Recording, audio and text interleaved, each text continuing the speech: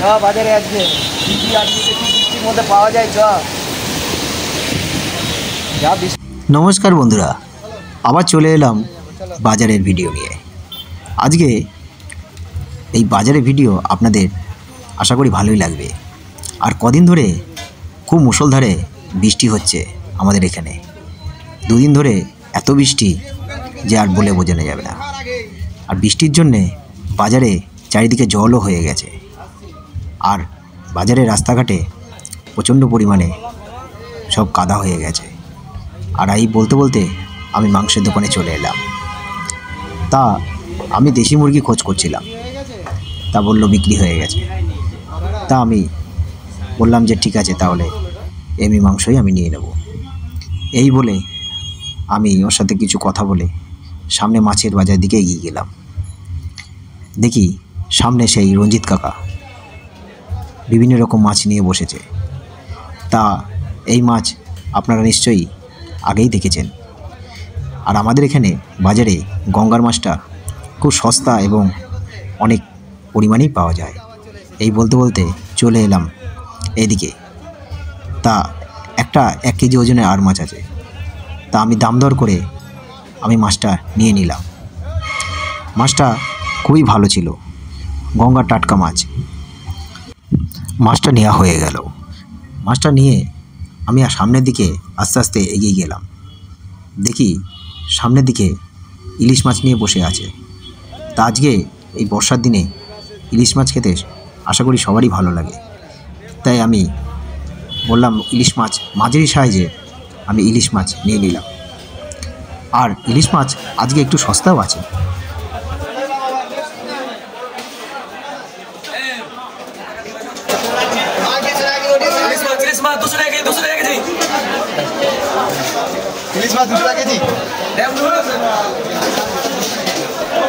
এই বলতে বলতে আবার সামনের দিকে আরেকটু মাছ বাজারের দিকে আমি এগিয়ে গেলাম। দেখি বিভিন্ন রকম মাছ নিয়ে বসেছে, কিন্তু এই রুই কাতলা আজকে আর মাছ নেব না। আজকে দেখি বৌদি অনেক ছোটো ছোটো মাছ নিয়ে বসেছে। এই ছোটো ছোটো মাছ আশা করি খেতে সবারই ভালো লাগে। আর তাই আমি ছোটো মাছ নিয়ে নিলাম। তারপরে মাংস নিতে চলে এলাম। মাংস নেওয়া হয়ে গেল। কিছু সবজি বাজার করব, তাই সবজি বাজারের দিকে আমি চলে এলাম। সবজি বাজারে আমি ঢুকেই ভাবলাম যে ফুলকপি যখন এত এসছে তাই ফুলকপি নিয়ে নিই। তা আমি কাকাকে বললাম ফুলকপি কত? বললো 3টে ফুলকপি 120 টাকা। আমি 100 টাকা বলাতে কাকা বলল হবে না। তা আমি সামনের দিকে এগিয়ে গিয়ে দেখলাম আরও সবাই ফুলকপি নিয়ে বসে আছে। বাঁধাকপি আছে, বাঁধাকপি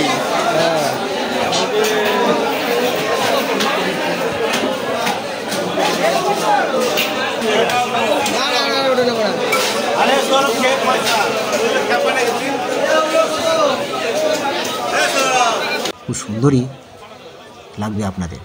আর এই যে ফুলকপির কথা যে বলছিলাম, সে ফুলকপি আমি 3টে 100 টাকায় নিয়ে নিলাম।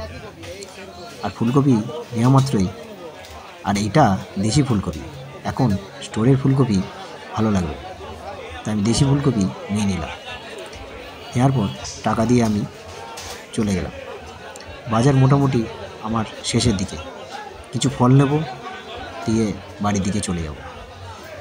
তাই আমি এই ফল বাজারের দিকে চলে এলাম। আপনারা দেখতেই পাচ্ছেন আমাদের বাজারে প্রচুর ফলও পাওয়া যায়। তাই আমি এখানে ফলের দোকানে চলে এলাম। আর সেই ফলে ওর সাথে একটু মজাও করলাম। কত কত? এই তো ফুটবল কত? খোসা মোটে না তো? তুই আমাকে ছোট দেখেছে, বিশ্বাস নেই, ধুম করে দেখা যায় বাড়িকে। ফুটবল রাখা যায় না, এই মালটা ভালো ফ্যাপড়া বানানো হবে। এটা নিলাম টাকা, দেখ তোর কথা মতো ছোটই নিলাম টাকা রে।